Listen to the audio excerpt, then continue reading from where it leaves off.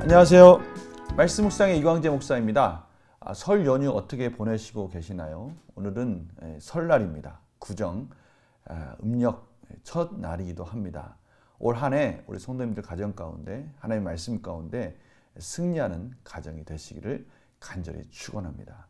저희들이 화요일서부터 금요일까지는 이 가나안 족속 중에 이 휘이 족속인 기브온 주민들과의 화친 언약을 맺은 그 부분을 저희들이 보게 됩니다. 하루하루 그 언약 속에 숨겨진 또 하나님의 메시지, 신앙의 원리는 무엇이 있는지 또 연휴 기간 동안에 또 계속해서 이 부분을 가지고 같이 말씀을 나누도록 하겠습니다. 제가 기도하고 오늘 말씀 묵상 시작하도록 하겠습니다. 하나님 아버지 감사합니다. 오늘도 하나님께서 변함없이 매일매일 하나님의 귀한 말씀 허락해 주시고 그 말씀을 묵상함으로 인해서 하늘의 소망을 가지고 하루하루 살아가게 해주시니 감사합니다. 성령님 조명하여 주셔서 오늘도 하나님 놀라우신 말씀의 진리를 깨달을 수 있도록 인도하여 주시옵소서. 감사드리며 예수님의 이름으로 기도드립니다. 아멘. 여호수아 9장 1절에서 10절 말씀을 봉독해 드리도록 하겠습니다.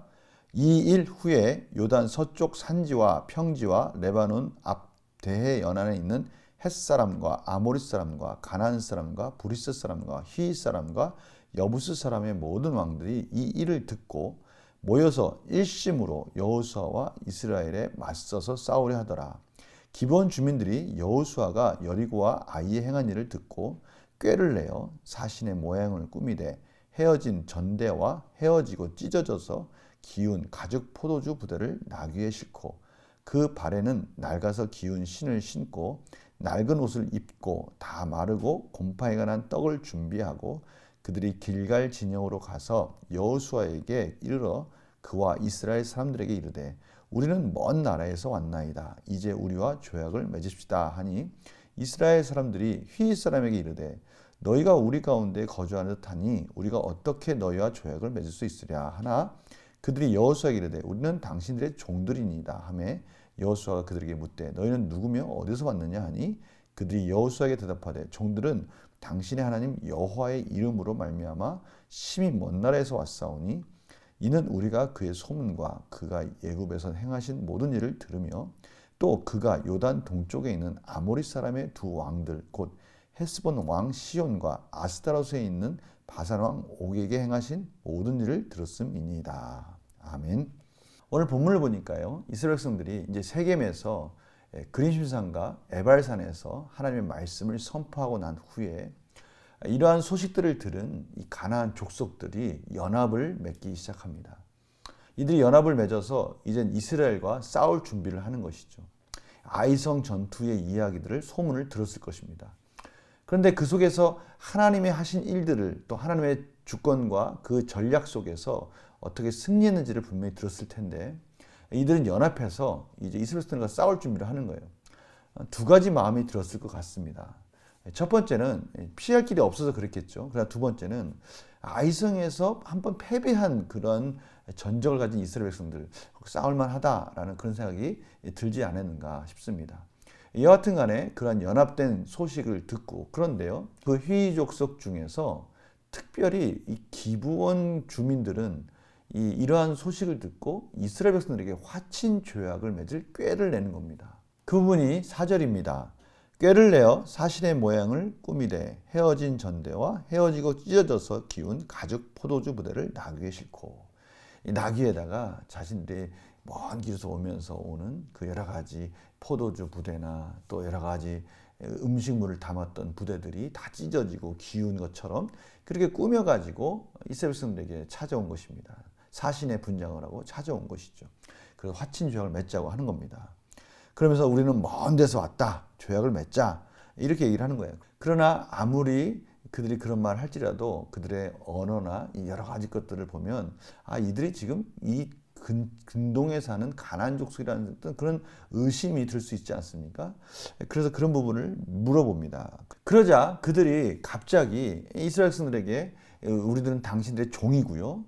절대 당신들을 해할 생각이 없다라고 말하면서 여호와의 이름을 막 들먹이면서 하나님께서 여호와께서 어떻게 이스라엘을 도왔는지 요단 동편에서 어떠한 일들이 있었는지 그 소문을 들었다라고 그렇게 고백을 합니다.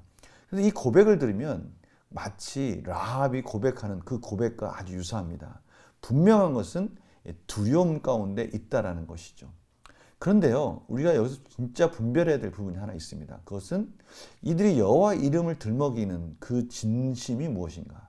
또 이들이 정말 라합처럼 하나님을 경외하는 마음을 가지고 하나님께 구원을 원하는 것인지, 아니면 그저 이스라엘 백성들이 자신들을 공격할 것에 대한 두려움 때문에 그것을 꾀를 내어 이 시간만, 이 부분만을 면하려고 하는 것인지, 이 진위는 알 수가 없는 것이죠. 오늘 바로 여기까지가 오늘 본문인데요.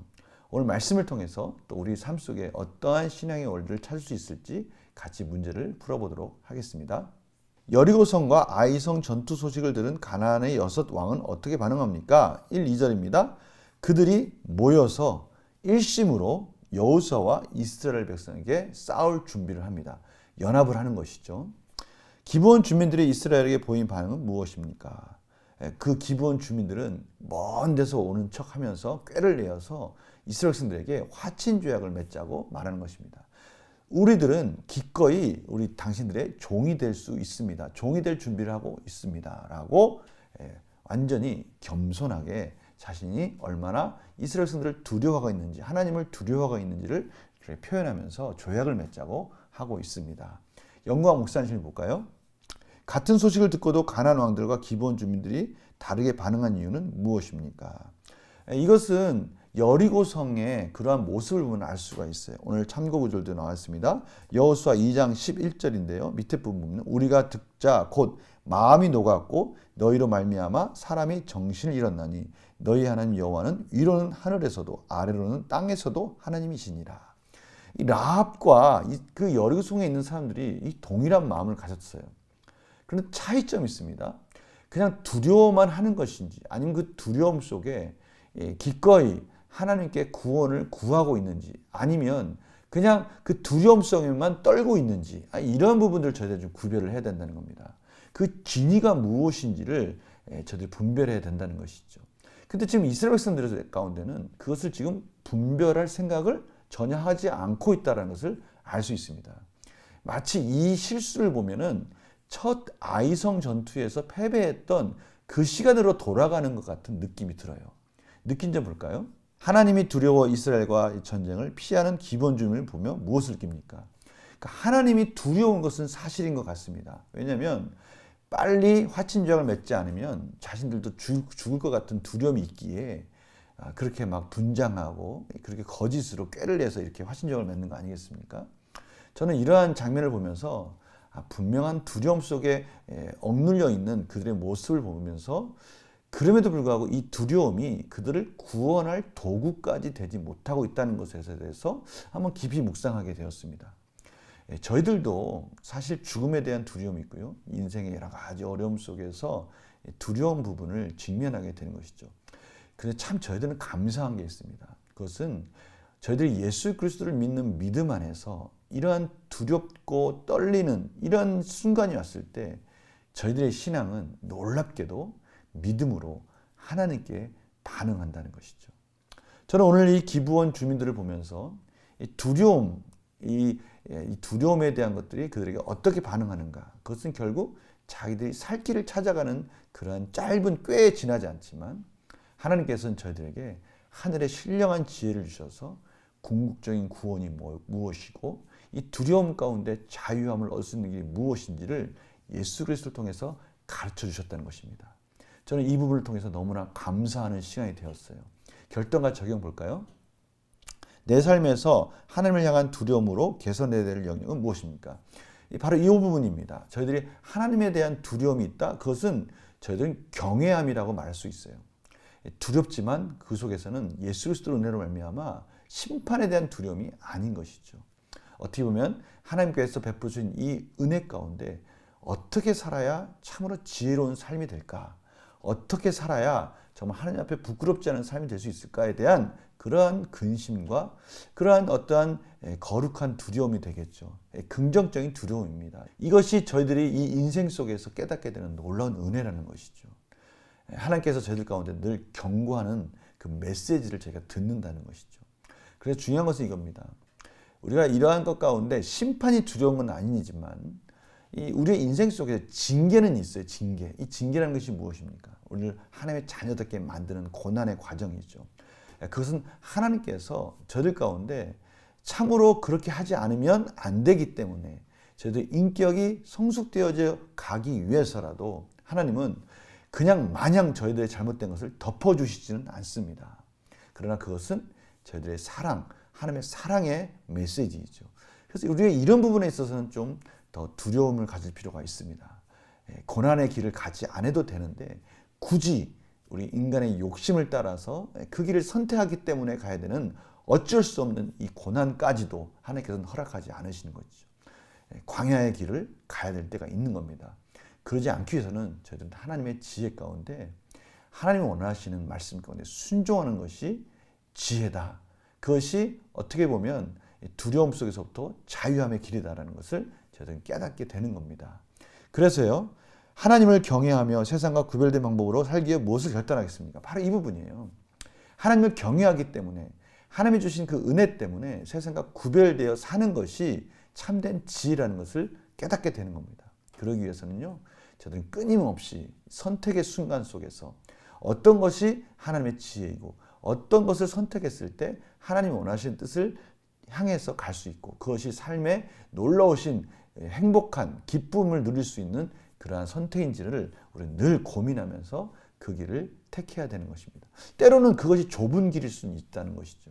좀 어려운 길일 수 있어요. 그러나 그것이 하나님의 길이 아닌 길을 가면서 갖는 고난보다 지금의 잠시의 고난이 있을지 모르지만 그 길을 가는 게 궁극적인 복된 길이라는 것을 하나님 저들에게 가르쳐주고 계신 것입니다. 오늘도 바로 그러한 부분에 있어서 주저하지 마시고 오늘 하나님께서 이렇게 말씀하시는 거예요. 지혜로운 선택을 해야 되는데 때로는 그것이 하나님을 경외함으로 하나님께서 우리에게 주시는 그런 염려와 근심과 때로는 불안 속에서 주시는 하나님께서 저희들에게 올바른 길을 선택하게 해주시는 그런 두려움 속에서 올 수 있다는 거예요. 그러나 기꺼이 그럴지라도 늘 저희들이 말씀 안에서 승리하기 원하시는 하나님의 은혜 가운데 그 길을 선택해야 된다는 겁니다. 그것이 고난의 길일지 모르지만 차라리 하나님이 원하시지 않는 길을 가면서 받는 그런 고난보다는 이 고난이 더 나을 수 있습니다. 오늘 하나님이 두려웠기 때문에 잠시의 꾀를 내어서 모면하려고 하는 이런 두려움이 아닌 진정한 경외함을 가지고 하나님의 지혜로운 선택을 하는 저희들의 삶이 되기를 간절히 축원합니다. 제가 기도하고 마치겠습니다. 하나님, 저희들에게 기본 거민들과 같은 두려움이 아니라 하나님을 경외함으로 지혜로운 선택을 하도록 인도해 주시니 감사합니다. 저희들이 이러한 선택 속에서 주저하지 말게 하시고 비록 그 길이 잠시 고난과 어려움일지라도 하나님이 원하신 뜻을 선택함으로 하나님이 기뻐하시는 길을 선택함으로 말미암아 참되고 복되고 하늘에서 주는 위로를 맛보는 그러한 삶이 될 수 있도록 인도하여 주시옵소서. 감사드리며 예수님의 이름으로 기도드립니다. 아멘.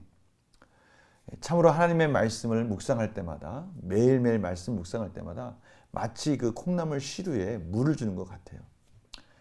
저희들이 지금은 모르지만 물이 다 빠져서 말씀이 하나도 기억나는 것 같지 않지만 저희들의 인격은 성장하고 있다는 것을 꼭 기억하시면서 오늘도 말씀에서 승리하시고 또 내일 아침 또 같이 만날 시간 또 기대하겠습니다. 안녕히 계세요.